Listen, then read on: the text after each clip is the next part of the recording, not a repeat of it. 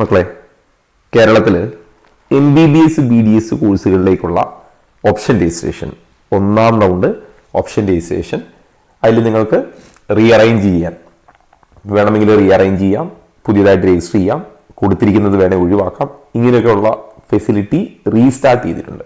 ഇത് നേരത്തെ ഒന്ന് സ്റ്റാർട്ട് ചെയ്തതും പിന്നീടത് കംപ്ലീറ്റ് ചെയ്തിട്ട് ഒരു പ്രൊവിഷണൽ ലിസ്റ്റ് വന്നതുമൊക്കെയാണ്. അതിനുശേഷം ഓൾ ഇന്ത്യയുടെ കൗൺസിലിംഗ് ഷെഡ്യൂൾ മാറിയപ്പോൾ കേരളത്തിലും എന്ത് ചെയ്തിട്ടുണ്ട്, റീഷെഡ്യൂൾ ചെയ്തിട്ടുണ്ട്. അപ്പോൾ അതിൻ്റെ ഡീറ്റെയിൽ ആണ്. അപ്പോൾ ഇതിൽ ഈ ഓൾ ഇന്ത്യയിൽ റീഷെഡ്യൂൾ ചെയ്തത് കൊണ്ട് first round registration option register ചെയ്യണമെങ്കിൽ ചെയ്യാം. ഓൾറെഡി നിങ്ങൾ കൊടുത്തതിൽ ഏതെങ്കിലും ഒഴിവാക്കണമെങ്കിൽ ഒഴിവാക്കാം, ഓർഡർ മാറ്റണമെങ്കിൽ മാറ്റാം.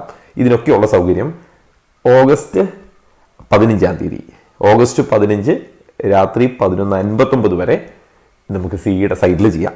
അപ്പോൾ നിങ്ങൾ നിങ്ങളുടെ കാൻഡിഡേറ്റ് പോർട്ടലിൽ കയറിയിട്ട് വേണമെങ്കിൽ ഈ ഓപ്ഷൻ അല്ലെങ്കിൽ ഈ ഫെസിലിറ്റി ഉപയോഗിക്കാം. ഇനി ഇങ്ങനെ അപ്പോൾ ഇതുവരെ ഓൾറെഡി രജിസ്റ്റർ ചെയ്തവരാണ്, നിങ്ങൾക്കൊന്നും ചെയ്യാനില്ലെങ്കിൽ ഓക്കെ, നിങ്ങളുടെ ഓപ്ഷൻ അവിടെ തന്നെ ഉണ്ടാവും. നിങ്ങൾക്ക് എന്തെങ്കിലും ചെയ്യണമെങ്കിൽ മാത്രമാണ് ഇതിലിപ്പം പറഞ്ഞിരിക്കുന്നത്. അതായത് ഇതുവരെ ഓപ്ഷൻ നൽകിയവർക്ക് വേണമെങ്കിൽ അത് റീഅറേഞ്ച് ചെയ്യാം, വേണ്ടാത്തത് ഒഴിവാക്കാം. ഇതുവരെ രജിസ്റ്റർ ചെയ്യാത്തവരുണ്ടെങ്കിൽ അവർക്ക് പുതിയതായിട്ട് രജിസ്റ്റർ ചെയ്യാം. ആരെങ്കിലും രജിസ്റ്റർ ചെയ്യാൻ വിട്ടുപോയിട്ടുണ്ടെങ്കിൽ ചെയ്യാം.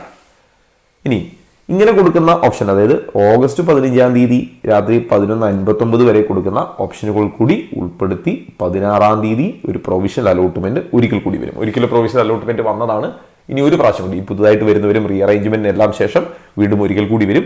എന്നിട്ട് 18 ഫൈനൽ അലോട്ട്മെന്റ് പബ്ലിഷ് ചെയ്യും. ഇനി ഇതിന്റെ അലോട്ട്മെന്റ് ഷെഡ്യൂളിന്റെ ഡീറ്റെയിൽ നോക്കാം. 9 ഈ പ്രോസസ്സ്, അതായത് MBBS BDS കോഴ്സുകളിലേക്കുള്ള ഓപ്ഷൻ നൽകുന്നതിനുള്ള വെബ്സൈറ്റ് സജ്ജമാകുന്നു. 9 സ്റ്റാർട്ട് ചെയ്യുക. പ്രത്യേകം ശ്രദ്ധിക്കുക, MBBS BDSന് മാത്രമാണ് അലൈഡ്, അതായത് വെറ്റിനറി, ആയുർവേദം, സിദ്ധ അങ്ങനെ ഒന്നും ഇതുവരെ വന്നിട്ടില്ല. ഇതിന് രണ്ടിനും മാത്രമാണ് വന്നിരിക്കുന്നത്. ഇനി അത് ഓഗസ്റ്റ് 15 രാത്രിയോടുകൂടി അത് അവസാനിക്കും. 16 പ്രൊവിഷണൽ അലോട്ട്മെന്റ് വരും. 18 ഫൈനൽ അലോട്ട്മെന്റ് വരും. 19 തുടങ്ങി 24 വൈകിട്ട് 4 മണി വരെ നിങ്ങൾക്ക് കോളേജിൽ ഫീസ് അടച്ച് ജോയിൻ ചെയ്യാനുള്ള സൗകര്യമാണ്.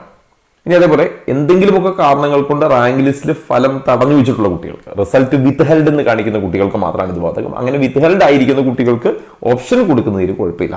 പക്ഷേ ഈ കുട്ടികൾ എന്ത് ചെയ്യണം, ഓഗസ്റ്റ് 13 വൈകിട്ട് 3 മണിക്ക് മുമ്പ് എന്ത് കാരണം കൊണ്ടാണോ അവരുടെ റിസൾട്ട് വിത്ത്ഹെൽഡ് ചെയ്തിരിക്കുന്നത് എന്നവരുടെ കാൻഡിഡേറ്റ് പോർട്ടലിൽ പറഞ്ഞിട്ടുണ്ട്. ആ വിത്ത്ഹെൽഡ് ചെയ്ത കാരണം ഏതാണോ പറഞ്ഞിരിക്കുന്നത് അതിന് വേണ്ട രേഖകൾ കൊടുത്ത് നിങ്ങൾക്ക് എന്ത് ചെയ്യാം, അവരുടെ റിസൾട്ട് റിലീസ് ചെയ്യാം, ഈ ഓപ്ഷന്റെ ബാക്കിയും ചെയ്യാം.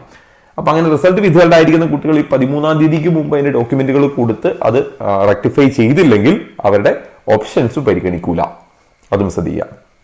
ഇനി കണ്ണൂർ നെഡ്നൽ കോളേജിൽ ഈ ചാൻസിൽ എന്ത് കോളേജ് ആഡ് ചെയ്ത് വന്നിട്ടുണ്ട്.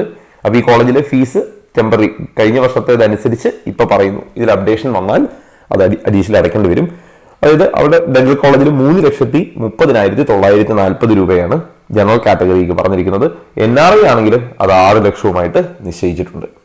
അപ്പൊ ഇത് റീഅറേഞ്ച് അല്ലെങ്കിൽ റീസ്റ്റാർട്ട് ചെയ്തതിന്റെ ഡീറ്റെയിൽ ആണ്. ഇതിന്റെ ഫുൾ ഡീറ്റെയിൽ നമ്മൾ ആദ്യം രജിസ്ട്രേഷനുമായിട്ട് ബന്ധപ്പെട്ട് പറഞ്ഞു.